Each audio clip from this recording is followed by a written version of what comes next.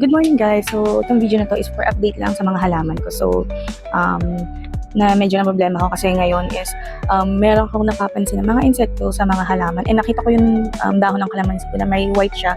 And sinearch ko siya. So, nalaman ko na fungus pala yun. So, ngayon gumawa ako ng insect repellent para sa mga halaman ko. So, ito, papakita ko sa videos kung ano yung ginawa ko. Hi guys! Good morning! So, I'm preparing sibuyas at ng bawang. So, para pakuluan. And nalagyan muna natin siya ng tubig. Kasi, ipapangusi ko siya sa halaman. Since, napapansin ko, marami ng insekto or mga fungus. May fungus eh. May nakita ko dun sa may halaman ko. So, ayan, kailangan kong bisikan nito para hindi na siya dapuan ng mga insekto or ng fungus.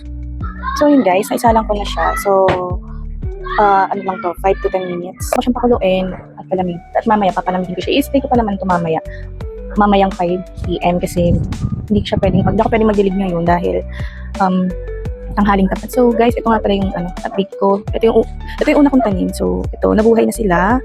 Ayan, so tingnan niyo guys, meron na siya. Actually kasi ito, nilagyan ko ulit siya ng tanim. Kasi hindi ko pa ito nalagyan nung sa video, chinek ko ulit. Wala palang butong na ilagay. So antay ako ng antay, kaya pala wala akong nalagay na buto. Tapos ayan, nung nilagyan ko, after 3 days, yan, tumubo na siya. Tapos itong ceiling green, ito kasi ceiling na pula, ito ceiling green. Chinek ko siya, hinukay ko siya, hindi siya talaga tumubo. Ibig sabihin, siguro patay na yung buto, hindi na talaga. So nilagyan ko ulit siya, kaya let's wait na lang ulit kung talagang tutubo siya. And then ito, yan, petchay din yan. So tumubo na. And then itong mga to, bagong tanim ko yan, meron diyang tomato, lettuce, ano pa ba yun? So, ayan, lagay ko na lang dyan. Nakalimutan ko. Hindi ko nga siya nalagyan ng pangalan, kaya hindi ko tuloy alam kung saan. Pero, hopefully na tumubo siya. Pero kasi sa isa-isang paso ko naman siya ilalagay. So, eto guys, update ko lang din sa mulberry ko na isa. Ayan, tumubo na siya. Actually, ito yung namatayan ng dahon kasi nabagsakan ng hangin. So, ayan, nag-produce naman ulit siya ng mga bahong. Nag-produce ulit siya ng mga dahon. So, ito guys, itong matagal nang hindi tumutubo. Meron itong dalawa, wala pa kasi talaga yan, tsaka to. Pero nakita ko kagabi, napansin ko na meron na siyang green, tsaka to. So, buhay na siya guys. Tapos itong isa nag-green siya.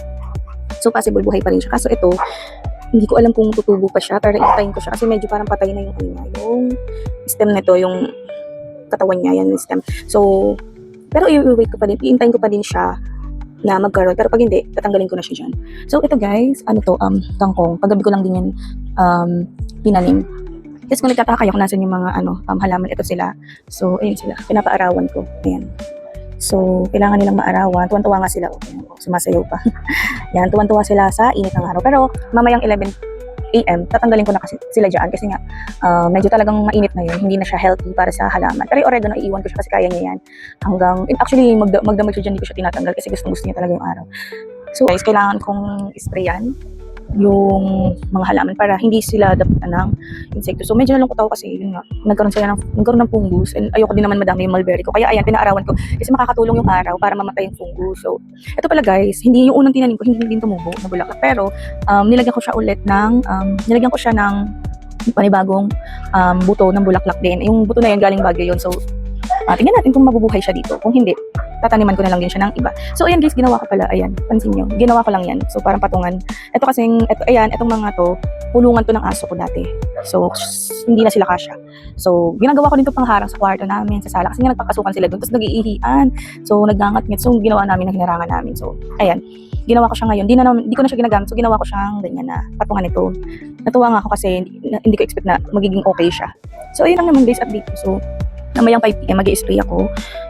Ang dilig ko pala sa halaman, every morning, gumigising talaga ako ng 5 AM para diligan sila. Tapos pagdating ng 6 AM, binababa ko sila dyan kasi nga, yan, binababa ko sila dyan para maarawan sila. So yun, ito kanina pinaarawan ko siya pero inactive ko na siya kasi medyo hindi niya pa kaya yung ganyang init dahil nga tumutubo pa lang. Tsaka pala guys, nilagyan ko rin pala ng dishwashing. Hand soap lang yung nakalagay kasi lagyan ko, pero dishwashing liquid to. Pero yun nga, kaya ako nilagyan kasi isa din to sa nagtataboy sa mga insekto.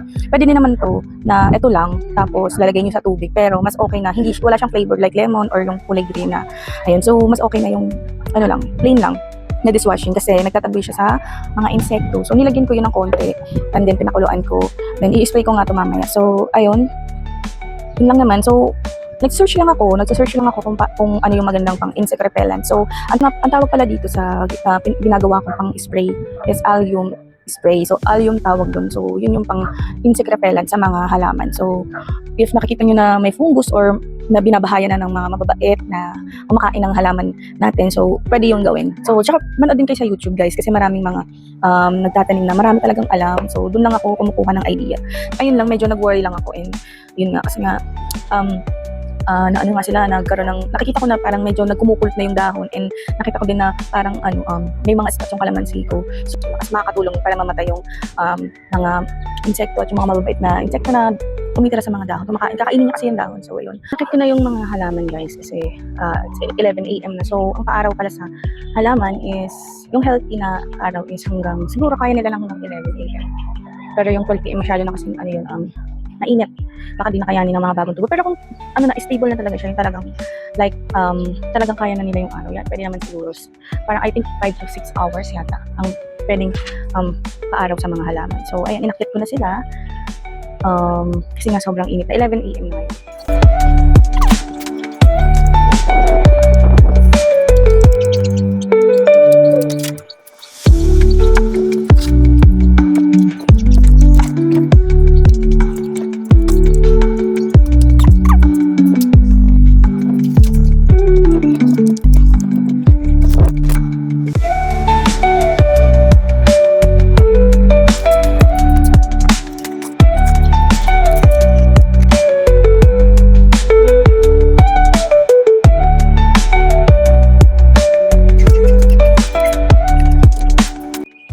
So, ayan na sila, guys. So, ayan.